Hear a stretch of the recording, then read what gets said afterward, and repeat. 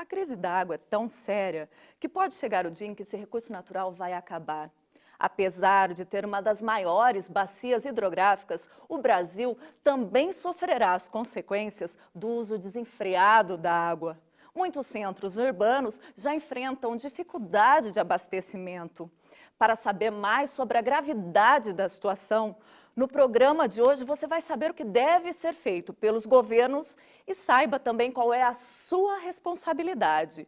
Para falar sobre o assunto, o deputado Barbosinha, que já esteve à frente da empresa de saneamento de Mato Grosso do Sul. A doutora em desenvolvimento sustentável, Sinara Brock. E o deputado Amarildo Cruz, presidente da Comissão de Meio Ambiente e Desenvolvimento Sustentável da Assembleia. Doutora Sinara, qual a radiografia dos recursos hídricos de Mato Grosso do Sul? Mato Grosso do Sul, de uma forma bastante privilegiada, tem uma disponibilidade hídrica, ou seja, temos água no Mato Grosso do Sul.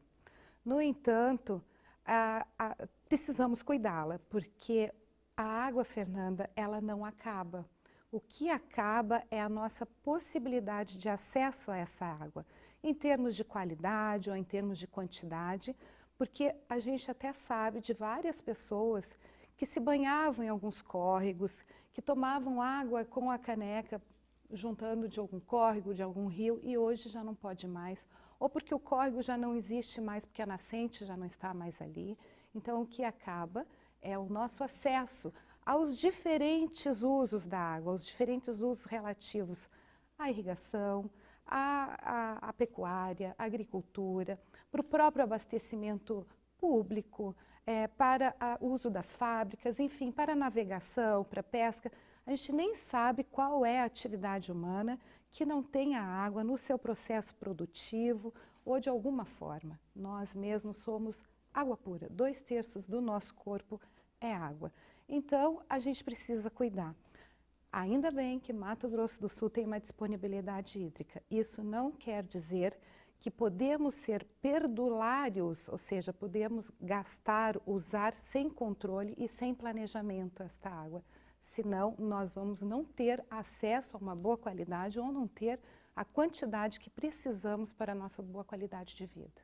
E quais são essas fontes hoje? O que a gente pode, para a gente enxergar esse cenário? Tem abundância, né? Tem que usar com muita consciência, mas só para as pessoas entenderem desse cenário, de onde está essa fonte de água em Mato Grosso do Sul. Em Mato Grosso do Sul nós temos grandes rios que formam as duas grandes bacias hidrográficas que praticamente dividem o estado, a bacia do Rio Paraná e a bacia do Rio Paraguai. Nós temos duas bacias hidrográficas com vários rios que afluem a esses determinados, tanto ao Rio Paraná como ao Rio Paraguai. Campo Grande é uma cidade que tem muitos córregos.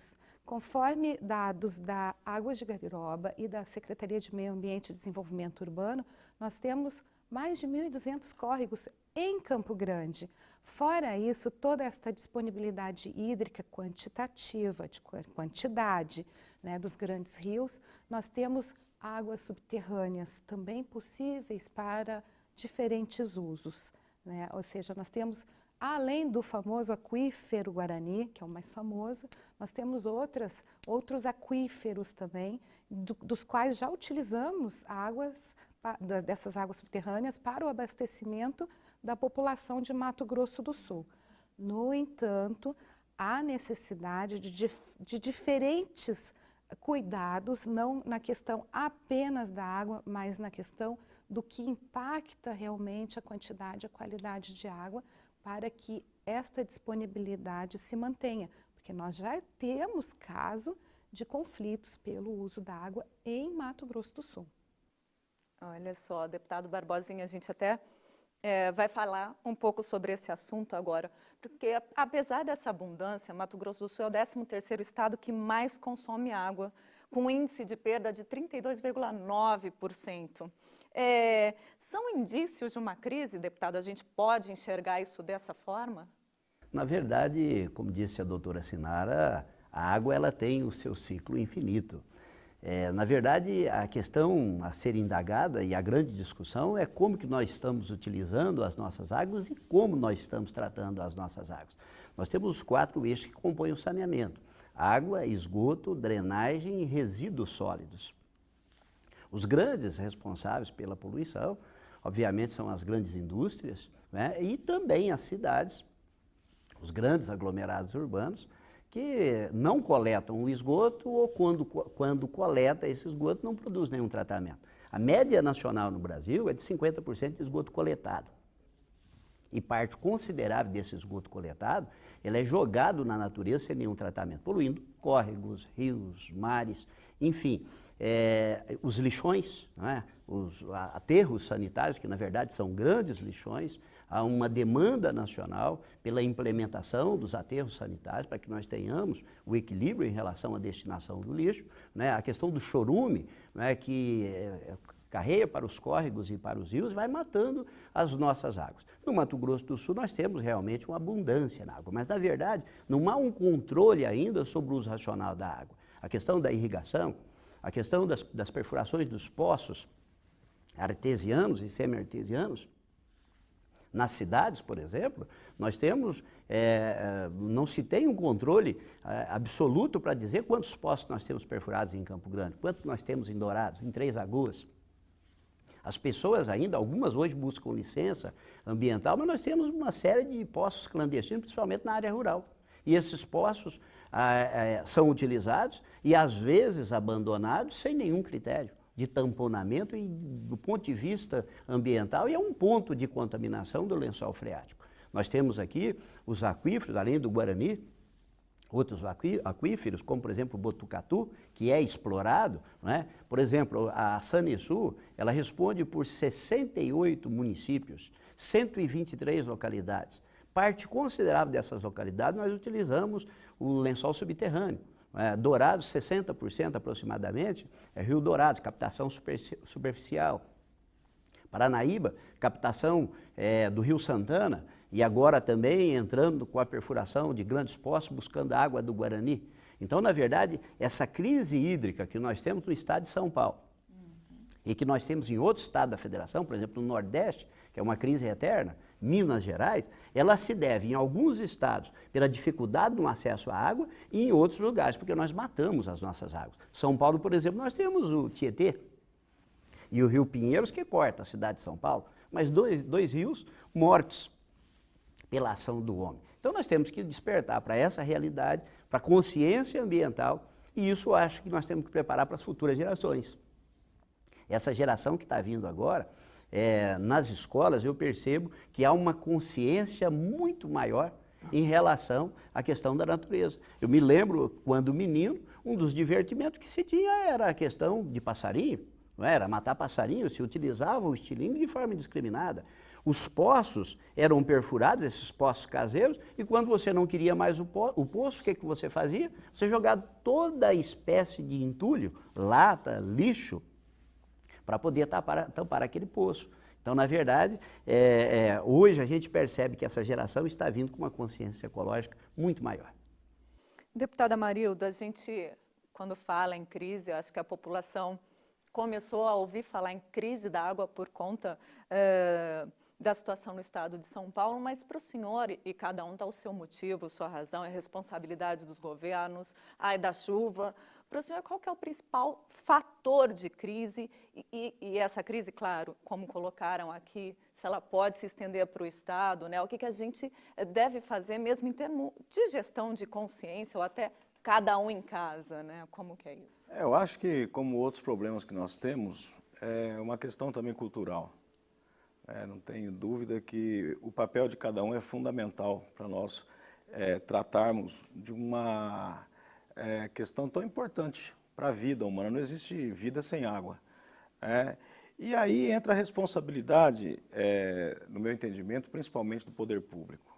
Nós somos organizados em sociedade, você tem gestões que necessariamente têm que discutir mais o tema e têm responsabilidade crucial com relação a políticas públicas, principalmente, que são desenvolvidas para que você possa enfrentar esse tipo de problema.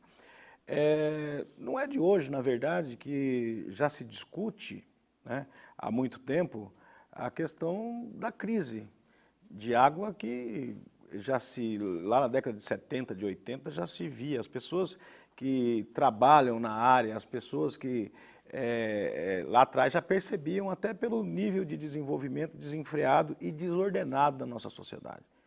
Que nós poderíamos estar comprometendo os nossos mananciais, comprometendo os nossos recursos hídricos. E num estado como o nosso, por exemplo, a doutora Sinara falou com muita propriedade que o Brasil é um país que tem um gigantesco potencial de recursos hídricos, e dentro desse país que tem esse gigantesco potencial, o Mato Grosso do Sul é um dos principais estados, né? Mas nós podemos, com certeza absoluta, se não tivermos políticas públicas e um desenvolvimento ordenado nesse sentido, comprometer todo esse potencial que nós temos. Aliás, nós já estamos vendo acontecer algumas coisas, e o que mais me entristece nesse sentido é a falta de ação do Estado como um todo. O Estado que eu falo é município, a unidade federativa e a União, que efetivamente eu não vejo elencada a questão ambiental como prioridade nas políticas públicas de uma forma geral que são desenvolvidas. Isso, logicamente, compromete. É com muita tristeza que eu percebo o que está acontecendo, por exemplo, em São Paulo.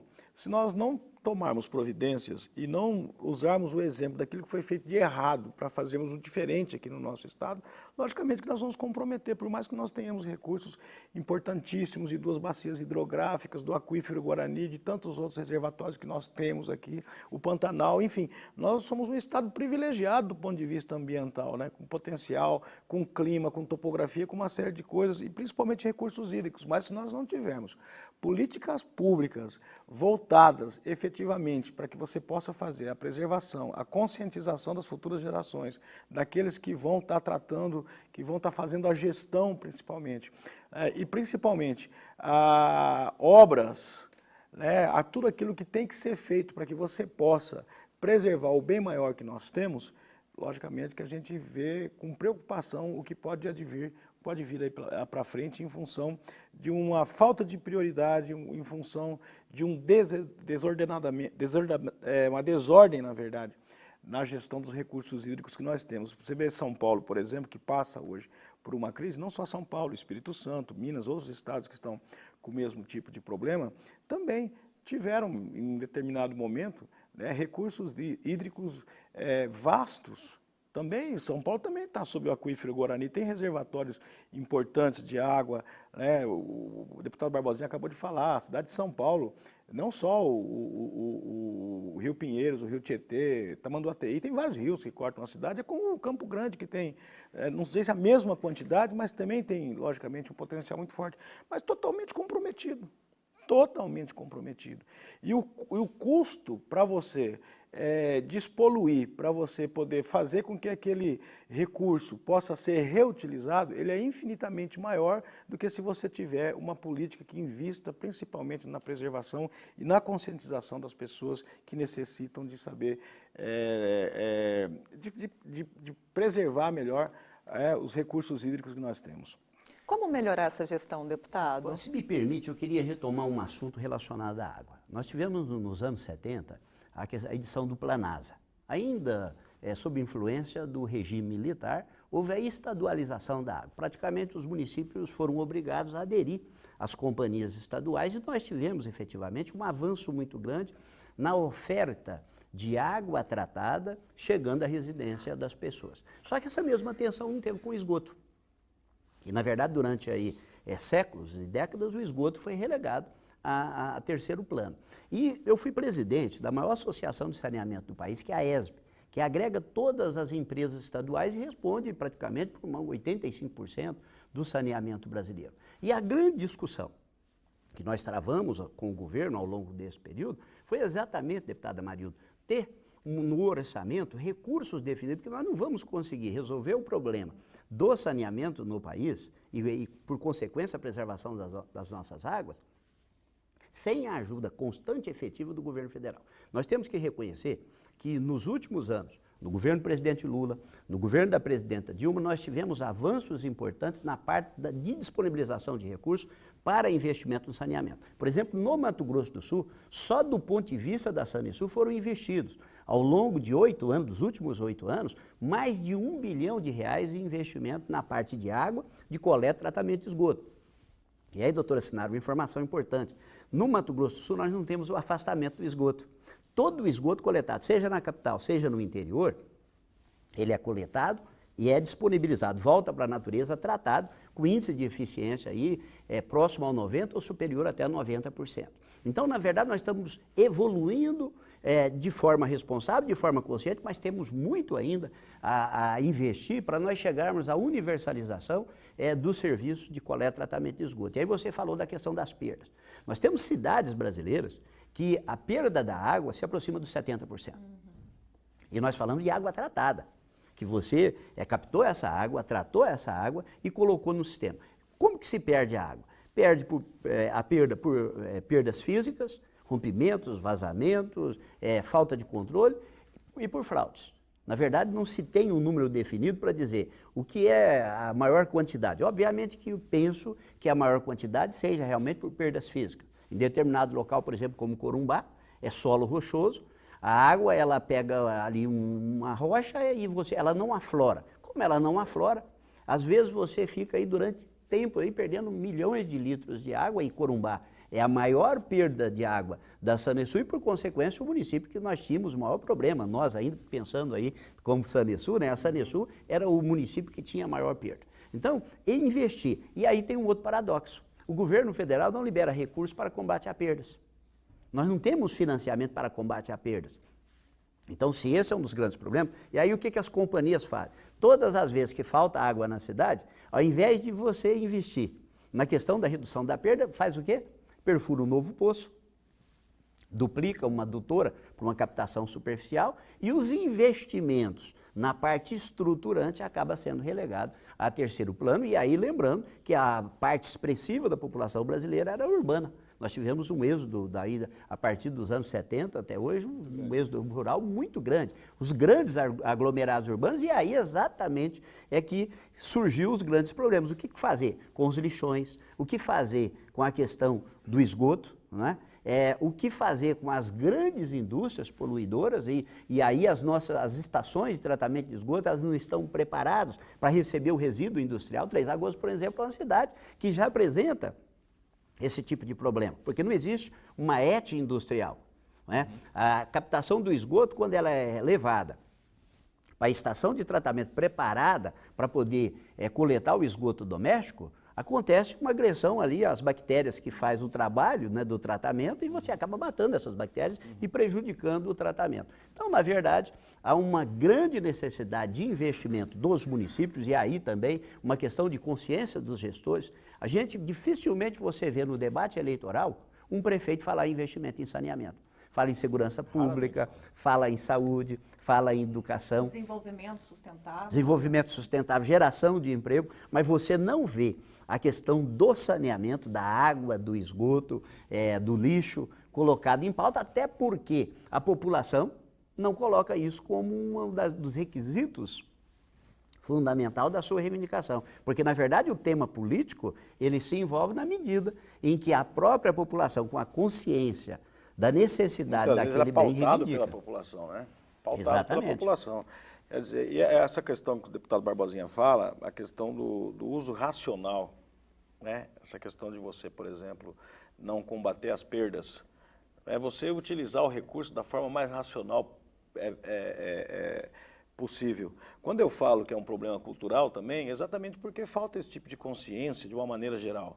Quando a população não pauta isso como uma temática importante, nos momentos de debate eleitoral, por exemplo, como você frisou, deputado Barbosinha, mostra claramente que há uma fragilidade, né, no sentido do entendimento de uma maneira geral da população, do quão é importante esses recursos, de quão é importante se debater essas questões, mas não é só a questão da educação ambiental, que a gente vê muitas iniciativas importantes que têm que ser apoiadas, que têm que ser fortalecidas, mas também no conceito da formação, na estrutura familiar, né, na escola, nos ambientes onde se debate grandes temas, essa questão ainda me parece que não ocupa o lugar devido em termos de prioridade. Ainda Como quando você falou o pensa em falar, deputado tem Barbosinha. abundância, né? Exatamente, porque eu acho que as pessoas pensam isso. É mais importante eu debater a educação, a saúde, porque a água pode faltar, mas vai demorar um pouco. Enquanto isso, nós temos tempo de debater outras questões. Eu acho isso de uma falta de inteligência, vamos chamar dessa maneira, muito grande. E não falo isso só da população, falo também dos gestores, porque quando não colocam essa questão como prioridade, demonstram também que estão tendo o mesmo tipo de comportamento da população, que não entende e não vê essa questão do comprometimento, da escassez dos recursos hídricos como uma questão emergencial e que tem que ser discutida, mesmo que preventivamente, como uma política inteligente de desenvolvimento. Um assunto até que eu queria colocar aqui para a doutora Sinara, para a gente observar essa questão do núcleo do saneamento, eu tenho chamado a atenção na Assembleia Legislativa, por exemplo, no Mato Grosso do Sul, nós não temos uma Secretaria de Saneamento. Nós temos a empresa Águas Guariroba, que administra em Campo Grande, né? É uma empresa privada.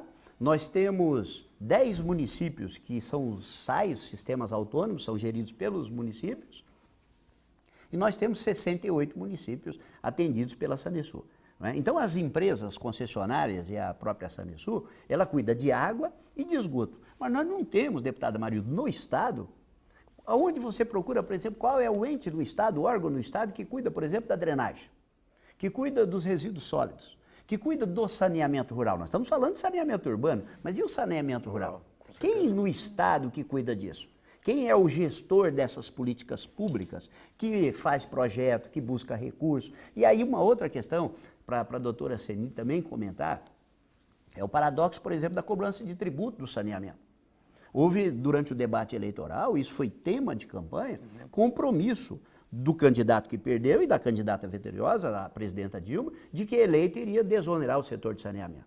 O setor de saneamento paga só de PIS e COFINS do saneamento mais de 2 bilhões por ano. 2 bilhões são números aí de 4, 5 anos atrás de um estudo que nós fizemos. Esse número hoje é muito maior. Então, na verdade, tributa o setor, vai para o governo federal, e esse recurso ele volta depois às duras penas. Então, na verdade, deveria, até foi discutido na época, deputada Marildo, se criar, por exemplo, um programa que beneficiasse as famílias de baixa renda, porque nas cidades é um grande problema. Você tem a água, você já tem a tarifa da água. Quando chega o esgoto, que é um grande benefício, ela impacta violentamente a conta de água e muitas pessoas, às vezes, ficam impedidas de ter o acesso à água em razão da tarifa do esgoto, de 70%, de 80%, e na maioria dos estados da federação, 100%. O esgoto corresponde a 100% da tarifa de água. Então, são questões importantes que eu acho que se inserem dentro do contexto do debate, né, e que precisa ser aprimorado, inclusive das instituições, para se responsabilizar a respeito desses assuntos. Então, até gostaria de esclarecer que políticas públicas, legislações e competências para cuidar de todos esses assuntos que nós estamos debatendo hoje existem, mas ainda há muita desinformação, não só do poder público, quanto do setor privado e amplamente da sociedade, que à medida que se apropria desse conhecimento de como influenciar a tomada de decisão ao cuidado das águas, pode estar cobrando realmente nas instâncias já estabelecidas para a definição dos caminhos do que a gente tem que fazer ou deixar de fazer. Deputados, as políticas estadual e nacional de recursos hídricos, ou seja, a Lei 9433 federal, que é a nossa Lei das Águas, e a nossa Lei Estadual 2406, estabelece toda uma estrutura organizacional e ferramentas para o cuidado da água. Algumas ferramentas ainda bastante polêmicas no nosso estado, por desinformação até, né? Como, por exemplo, a cobrança pelo uso das águas. E que ainda, possivelmente, há muito, muito tempo, nós não vamos ainda implementar esse tipo de instrumento, né? Ou seja, há canais para a participação e deve ir, e assim, sendo a água um bem público, com valor econômico, cuja a tomada de decisão necessariamente deve ser descentralizada e participativa. Participativa com quê? Com o poder público, com as instituições públicas, com as suas competências devidas, com os empresários, com os usuários da água, onde o setor do saneamento, ou seja, a Sanesul, a Águas de Guariroba, é um usuário de água. Ou seja, o que nós, como cidadãos, pagamos na conta da nossa água? Que vem a conta da água, e quem tem a coleta, o tratamento de esgoto, também a conta de tratamento. Nós pagamos a tarifa pelo tratamento da água que nos vem e nos chega com índices de potabilidade, que a gente abre a torneira, toma e não vai... A água produto não é cobrada. A água produto não é cobrada. Então, o saneamento, o setor de saneamento que tem que é como se fosse a fábrica de água potável e a fábrica de coletar e tratar o esgoto para dispor na natureza, como é o caso aqui de Mato Grosso do Sul, dispõe novamente a natureza com índices que não venham a impactar os cursos d'água. Não acontece, não tem cobertura em todo o estado. No entanto, há ainda bastante desinformação e há uma fragilidade institucional do poder público e uma falta realmente de inserção, de priorizar os aspectos setoriais, ou seja, os demais usuários de água têm várias políticas. Tem a política do saneamento, tem a política de geração de energia por meio da água, ou seja, da hidroenergia, tem as políticas de navegação, tem as políticas de uso e ocupação do solo, e essas que são competências municipais, tem as políticas ambientais, e elas ainda estão, para funcionar, para que não venha a ter situações de esgotamento de água, de esgotamento ao acesso da água, como ocorre em São Paulo hoje, né? Elas devem estar interligadas, devem estar buscando metas comuns para o cuidado da água, para garantir o acesso de todos os setores, ou seja, da sociedade, você cidadão, para a gente continuar tendo acesso à água, a uma possibilidade a uma água potável em quantidade e qualidade, para o empresário ter sustentabilidade, continuar a ter lucros com o seu negócio. Imaginem hoje um empresário que vá ter investimentos em algum processo produtivo, um empreendimento, uma fábrica, e que daqui a 10 anos ele não tenha a possibilidade de quantidade ou qualidade da água que ele necessita, por exemplo, para fabricar um refrigerante, uma cerveja, para todo o processo produtivo de um frigorífico, de um laticínio, ou seja, a necessidade da garantia desta água, e que esta garantia, existem já ferramentas e possibilidades institucionais de competências para que seja garantido a este empresário. O irrigante, por exemplo, ele tem que ter o investimento de um irrigante. À medida que ele investe, ele tem que ter a garantia que ele vai ter aquela água por determinado tempo, né, para ter os devidos lucros. É um uso da água. O poder público com as diversas competências, o município, as competências municipais de cuidado ambiental, de uso e ocupação do solo, ou seja, de todo um planejamento e aplicação das ferramentas fiscalizatórias, de cuidado com a drenagem, com as questões do próprio saneamento, são questões relativas aos municípios, às localidades. Lixo, drenagem, saneamento, ou seja, água potável, o esgoto, competência do município. Algumas questões relativas aos cuidados da água, das ferramentas, das águas subterrâneas. A Constituição Federal de 1988 estabelece que as águas do país são de domínio ou do Estado ou da União. Isso não quer dizer que o governo ou o Estado é dono da água, mas delega ao Estado e à União, os Estados federativos à União, a competência de cuidar da água. No entanto, este cuidado da água, no encaminhamento de decisões do que fazer ou deixar de fazer para este cuidado da água, passa por processos decisórios que têm, junto aos comitês de bacias hidrográficas, aos conselhos de bacia hidrográfica, a elaboração dos planos, tem o plano de saneamento, certo, municipal, tem os planos de recursos hídricos, que tem em nível de Brasil, em nível de Estado, nós já temos o nosso, e tem em nível de bacia hidrográfica. Então, há diversos dispositivos. É evidente que esse emaranhado de legislação, esse emaranhado de competências institucionais é ainda de desconhecimento de grande parte da população. E coloco muito próximo até, por exemplo, o cidadão sabe como se faz uma lei? A grande maioria da sociedade não sabe como faz uma lei, como que se estabelecem as políticas públicas. E, por vezes, nós desconhecemos as competências do Poder Judiciário, Legislativo, Executivo e os canais de participação da sociedade para a tomada de decisão aos caminhos. Não só a sociedade, também o próprio poder público, né, nas diferentes competências, como também o empresário nenhum quer perder dinheiro. Também desconhece os caminhos para a efetiva garantia do seu acesso de qualidade e quantidade da água. Então, ainda creio que há realmente uma necessidade de muita informação, de um processo educativo, de mudança de paradigmas, coisas que nós estamos acostumados. Por vezes a gente acha que se jogar o papel de bala pelo vidro do carro, ou deixar o lixo na rua, enfim, não dispor num local de armazenamento para devida coleta, isso não vai influenciar em nada, né? São as pequenas atitudes do dia a dia que mudam o todo. São as pequenas... Isso que é cultural também. É cultural. É aquela coisa que, como se é bem de todos, não preciso cuidar. Alguém cuida para mim. O alguém que cuida para mim também é definido por mim quem é que vai cuidar.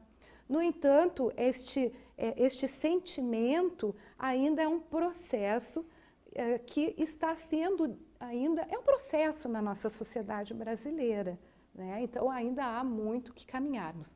Eu só espero que caminhemos com mais ligeireza, porque São Paulo somos nós amanhã. Sim. São Paulo somos nós amanhã. Ou seja, em São Paulo, em dados de disponibilidade hídrica, está longe de escassez hídrica. No entanto, muita gente, muitos usos, a água que existe lá tem sinais de quê? Esgotamento. Esgotamento hídrico. Isso foi porque não foi planejado, evidente. Antes de 2000 já tinham planos de bacia avisando o que é que tinha que fazer ou não, nos diferentes setores, inclusive de saneamento, enfim. Mas é aquela coisa assim, não vai ter importância se isso não acontecer, não há uma cobrança efetiva da sociedade e até mesmo do empresariado, fica uma coisa, o deixa para lá, o deixa para cá, puf, doutora, olha o que acontece. Quando a senhora fala em, quando nós falamos, aliás, em falta de políticas públicas, é evidente que existe um arcabouço legal vastíssimo, que dá suporte às melhores políticas públicas de preservação de recursos hídricos e uso de recursos hídricos, principalmente no nosso país, seja estadual, municipal ou federal. Mas políticas públicas, de uma forma mais ampla, é a falta de ação do Estado, na verdade, no sentido de implementar aquilo que a legislação manda que ele implemente. A própria Constituição, com certeza, tem mandamentos que na prática não são colocados em prática, né, pelo governante de plantão. Então, isso é realmente uma falta de políticas públicas do ponto de vista prático, de fazer com que o cidadão perceba que está tendo ação do executivo, seja municipal, estadual ou federal, no sentido de efetivamente cuidar do saneamento básico, da utilização mais racional dos recursos hídricos, da questão do resíduo sólido, enfim. E nessa questão que a senhora toca, que você toca com relação a essa questão em São Paulo, por exemplo, das empresas, eu tenho lido atentamente alguns artigos que demonstram que várias empresas em São Paulo já estão buscando outras alternativas de expansão ou mesmo de mudança, né, em função de que eles estão vendo não só a gravidade do problema, e como estão vendo também a fragilidade do Estado em tratar com a questão. Então, logicamente, que ele vai buscar outras fontes, outros lugares onde ele disponibiliza dos recursos hídricos, uma quantidade que necessita para poder continuar o seu negócio e obter a lucratividade. A água de reuso é uma dessas alternativas, Sem por dúvida. exemplo, que em São Paulo, o projeto Aquapolo é o maior projeto da América Latina, na utilização da água de reuso. A doutora Siná falou num aspecto importante relacionado à questão de ocupação e uso do solo. Sim. Ora, a legislação existe. Agora, o que nós temos observado praticamente em todas as grandes cidades? Que o capital, o valor econômico prevalece sobre a questão ambiental. Sem dúvida. As grandes enchentes hoje é porque ocuparam as regiões de várzeas. Todo o córrego e todo o rio, ele tem a sua área de várzea, de expansão. Não é? Na verdade, na medida que você contraria a natureza e você coloca prédio naquilo que deveria ser uma área de preservação nós vemos isso ambiental. aqui em Campo Grande. Em Campo Grande, Aqui em Campo nós temos Grande. isso. A ocupação das áreas os de grandes fundo de empreendimentos que vale. estão dentro de córregos, não existe mais preservação, mata ciliar, aquilo que o próprio novo Código Florestal determina, que mesmo reduzindo o tamanho da mata ciliar, dependendo do tamanho do rio ou do córrego, mesmo assim não é respeitado aqui, no centro da cidade. Nós estamos vendo isso acontecer hoje. Ao invés do empreendimento se adequar à legislação, acaba a legislação se adequando aos empreendimentos. Mudança de legislação, que é grave, para poder adequar a questão dos empreendimentos. Deputado, uma coisa importante de se frisar aqui é que quando nós falamos em políticas públicas, por exemplo, nós temos que frisar também o papel do judiciário nessa questão.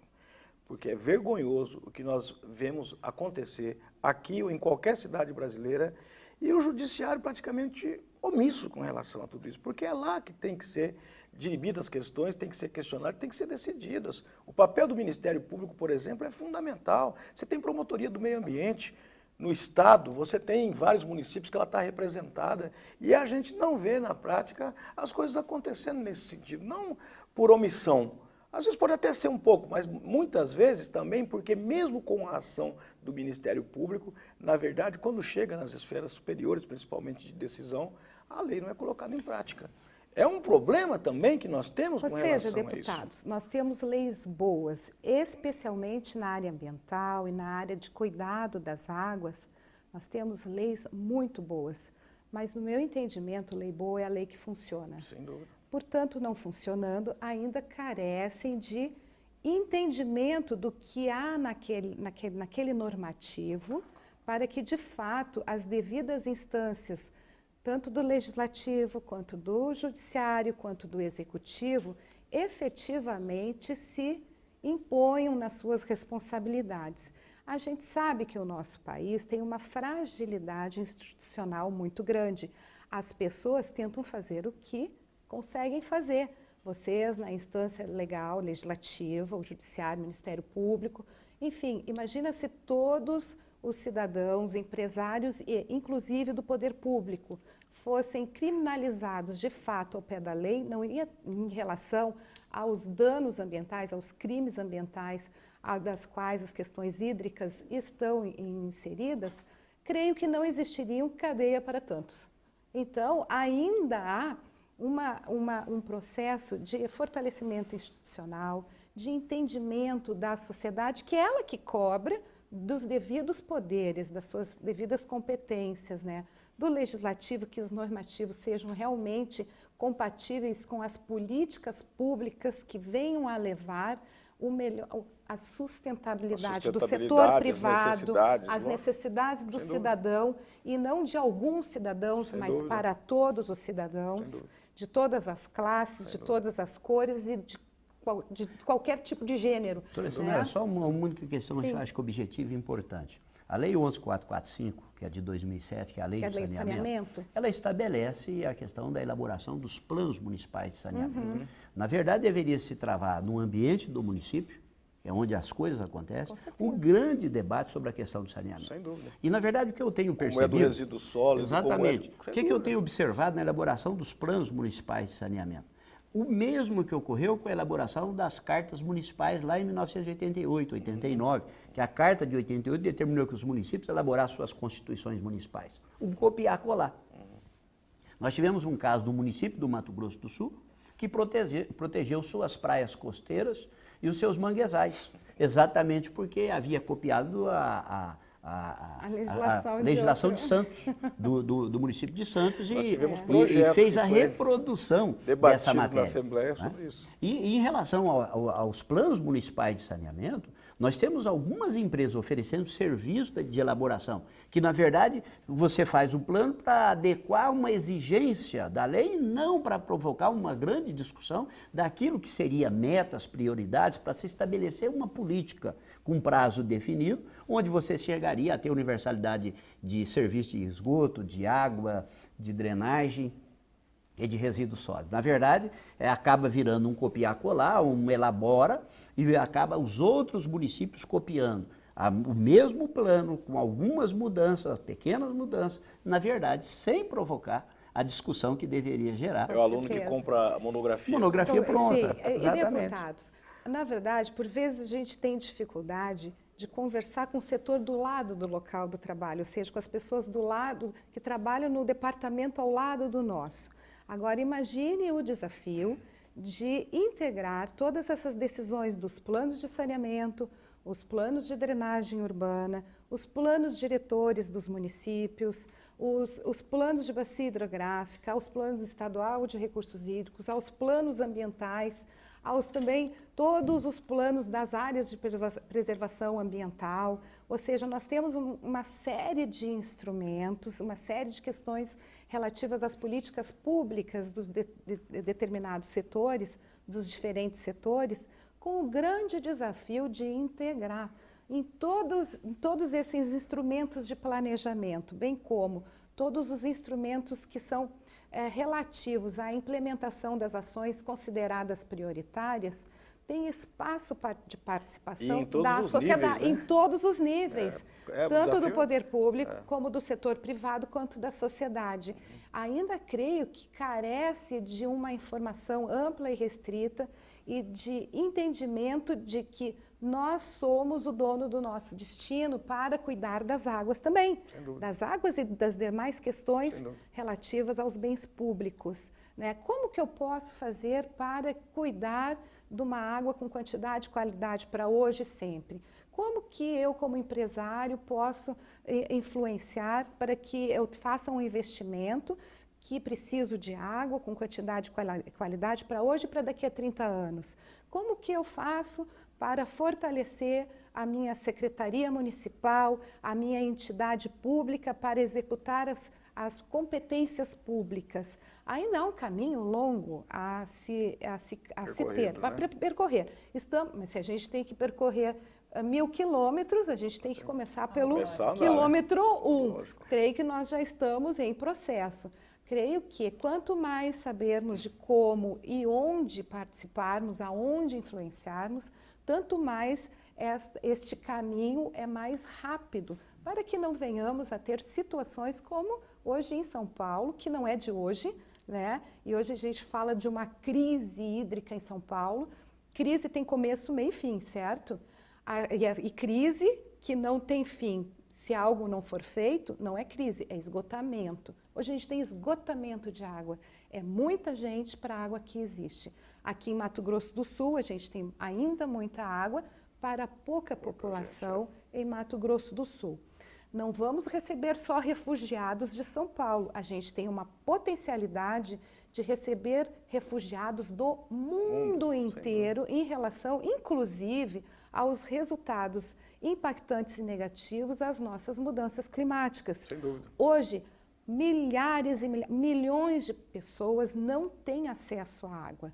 Ou seja, nós temos uma galinha de ovos de ouro que nos dá base de desenvolvimento econômico com acesso ainda para todos e ainda não estamos caminhando com a ligeireza necessária para não chegarmos a ser a futura São Paulo com relação à água.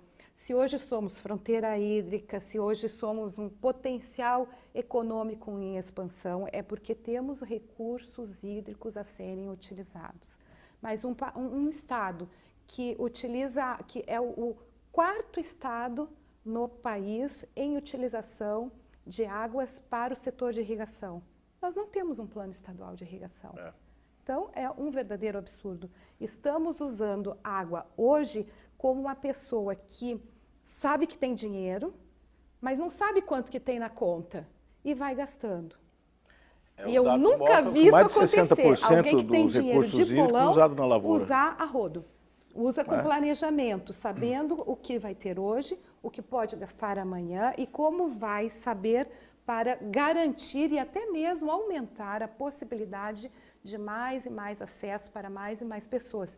Isso é possível. Hoje já temos o entendimento de todas as tecnologias, das obras, todos os diferentes setores. Hoje a gente já tem capacidade de gerar energia com água, com menor impacto. Hoje o setor do saneamento está preparado para, inclusive, o reuso da água. As tecnologias existem, né?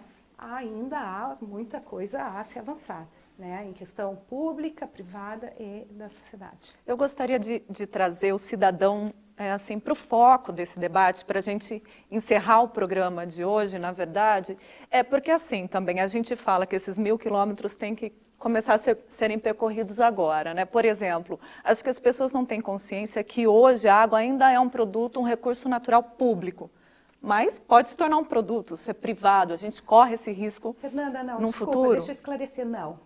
No país só se mudar a Constituição Federal do Brasil.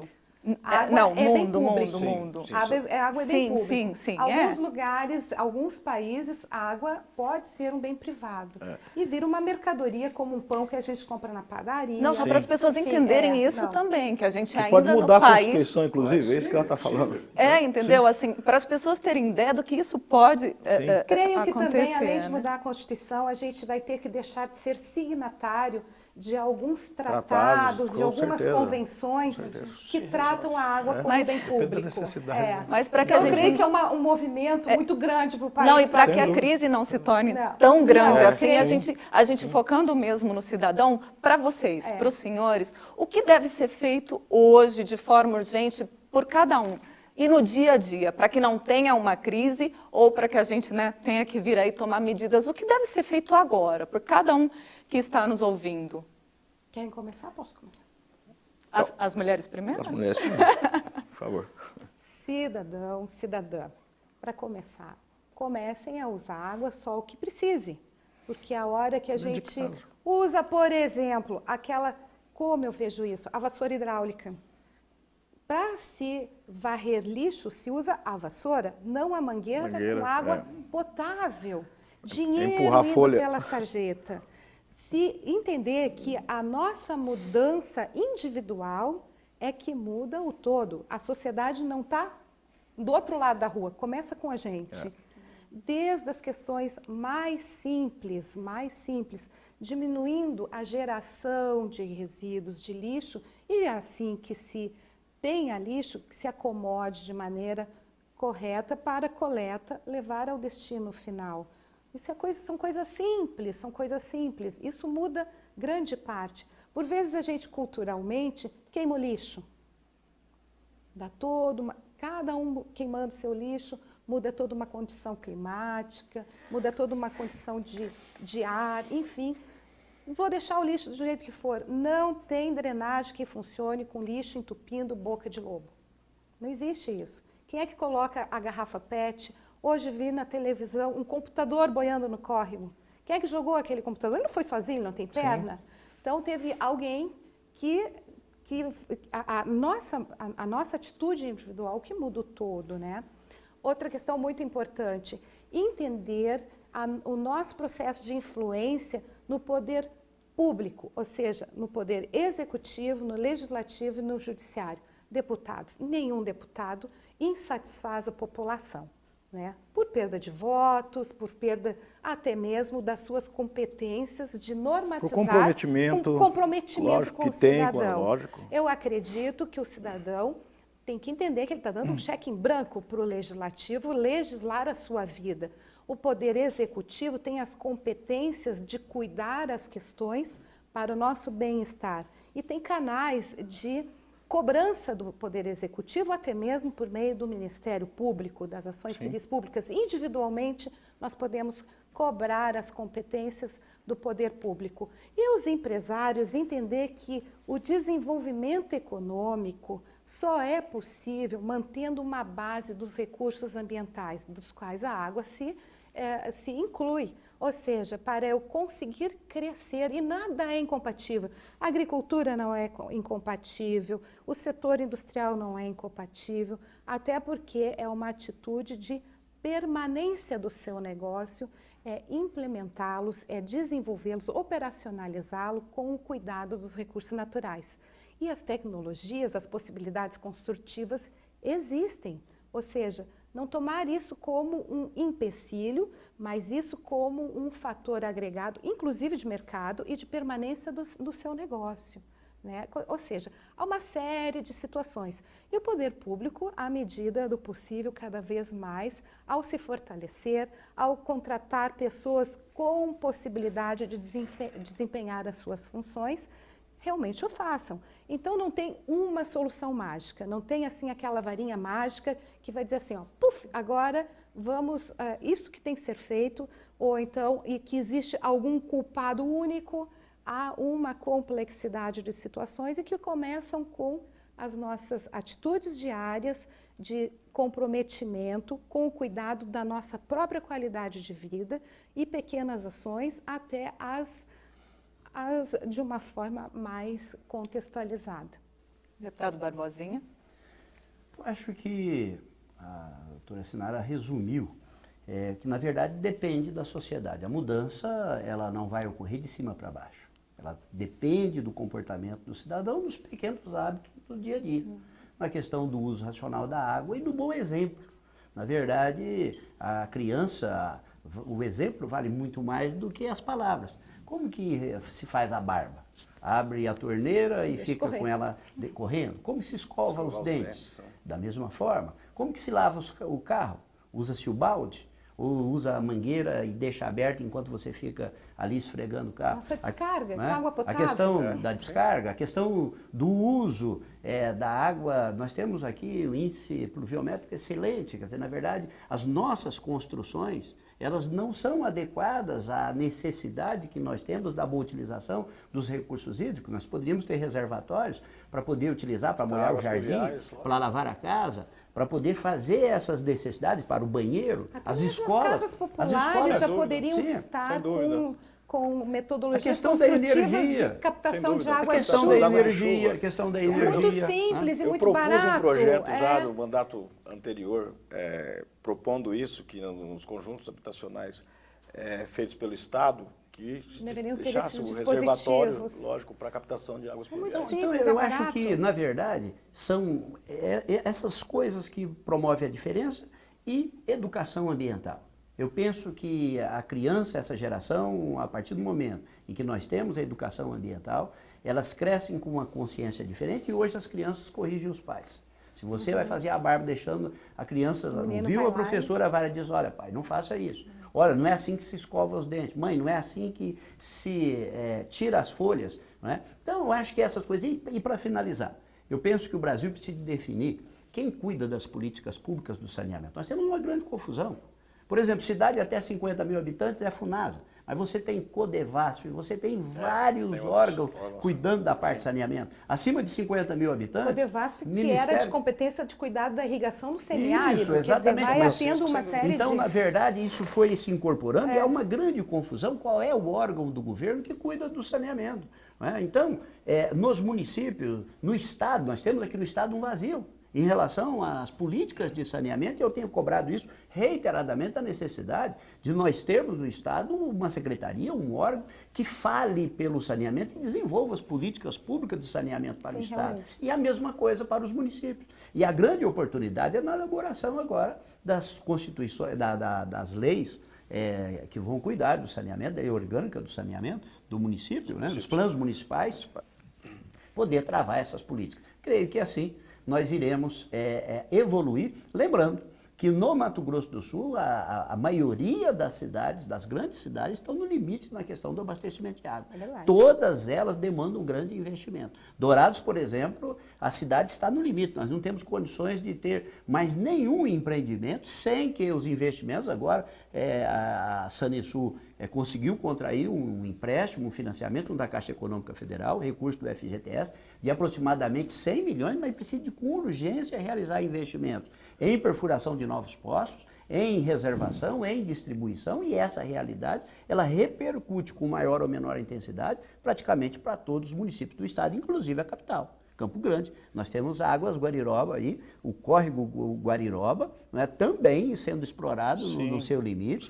Todos os poços de Campo Grande que antes estavam desativados, hoje estão ativados e produzindo água, e precisa, na verdade, com o crescimento, há uma demanda muito grande para a capital de necessidade de investimentos. Creio que com a consciência e com uma nova geração, nós temos condições de evoluir no futuro, termos isso melhor ou não, vai depender de cada um de nós. Deputada Marilda, suas Inclusive, nessa considerações? questão de Campo Grande, está em discussão aqui para a preservação da bacia do Guariroba. Inclusive, a Prefeitura já estuda a cobrança Pagamento por serviços por ambientais. serviços ambientais, a expansão do programa que já está em execução, mas isso aumentando a taxa de contribuição na conta de água, através da Águas de Guariroba. Está em discussão isso, eu tive inclusive essa semana visitando com a Comissão de Meio Ambiente da Câmara, aqui a bacia do Guariroba, e junto com técnicos da Prefeitura que estão debatendo inclusive isso, na verdade, para jogar esse custo pelo pagamento de serviços ambientais para a população. Lógico que alguém tem que pagar, não tenha dúvida com relação a isso. Por enquanto não é Águas, por enquanto é a Agência Nacional de Águas e a Prefeitura. Sim, né? mas a forma de cobrança... Ou seja, nós estamos pagando. Sim, a forma de cobrança, né, seria na conta, não é a Águas, mas logicamente que repasse. somos nós, é o repasse. A questão é como que o retorno, né, na verdade, tudo que a gente paga de tributos no Brasil, o grande questionamento da população é exatamente esse, é do retorno. E nessas políticas públicas ambientais, principalmente com relação a recursos hídricos, essa questão do papel de cada um. O que mais me chama a atenção é o quanto que nós investimos na educação ambiental, mas na educação ambiental que seja eficaz, né? Aquela que funciona realmente, porque é triste. Nós estamos vendo hoje, muitas vezes, você vê jovens, essa questão do desperdício, do uso descontrolado e irracional dos recursos hídricos. E quando a gente fala em políticas públicas, as políticas públicas são executadas por pessoas. Então, como que um governante vai colocar a questão da preservação dos recursos hídricos e ter uma política ambiental de acordo com as necessidades que nós temos? Como ele vai colocar isso como uma prioridade de ação do seu governo, ou seja, do legislativo ou do judiciário, se ele não tem isso, a compreensão disso desde o berço, né? Se ele não aprendeu isso em casa, se ele não aprendeu isso na escola, né? Porque a escola às vezes ensina, mas a mãe vai lá, de repente está pegando o filho. Aqui em Campo Grande a gente vê às vezes em fila dupla, em fila tripla, né? Os exemplos, é aquilo que o deputado Barbosinha falou, os exemplos. Então, a escola ensina a educação ambiental, mas em casa não tem nenhum tipo de prática com relação a isso, e muitas vezes a criança vai ensinar o adulto, mas o adulto não tem a compreensão desse papel. Nós somos de uma geração que tivemos dificuldade de entendimento com relação a essa questão. A necessidade está nos fazendo repensar esse modelo. Com certeza, e a urgência desse caminhar dos 1000 metros, nós temos que ser cada vez mais rápidos, principalmente num estado como o nosso, que tem... A doutora Sinara e o deputado Barbosinha frisaram, e eu quero frisar também, porque eu sou paulista de nascimento, sou mato-grossense de coração, moro aqui há muito tempo, meus filhos, minha família toda daqui. Então, eu amo esse estado. Os recursos hídricos que nós temos é uma coisa de fazer inveja para qualquer lugar desse planeta, né? Nós somos abençoados nesse aspecto.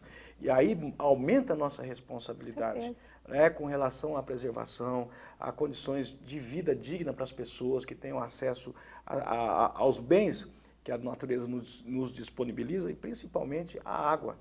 E aquilo que a doutora Sinara falou também, a questão da migração, ou da imigração, e tantas outras pessoas que podem vir exatamente porque o Estado disponibiliza de todos esses recursos, né, de tudo que esse privilégio que a natureza nos deu. Então, a nossa responsabilidade, que amamos essa terra, aqui estamos aqui, ela é muito maior. Ela é muito maior para fazer com que o Estado seja eficiente com relação às políticas públicas, mas para fazer principalmente acelerar esse processo de mudança de cultura e de fortalecimento do compromisso que cada cidadão tem que ter com a questão ambiental e principalmente com o uso adequado, racional dos recursos hídricos que nós temos no nosso estado, que são muitos, mas que se nós não tivermos racionalidade no seu uso, nós comprometemos as futuras gerações com certeza. A nossa, inclusive. Com certeza. Usar a água com consciência deve ser uma atitude diária e de todos, né? A gente espera que as informações colocadas aqui tenham ajudado você a repensar o uso da água, a preservar, né, essa riqueza, né, que a gente tem aqui no estado e que você também possa cobrar os poderes sobre a gestão dos recursos hídricos, como a doutora e os deputados colocaram aqui. Obrigada pela audiência e até o próximo Assembleia Debate.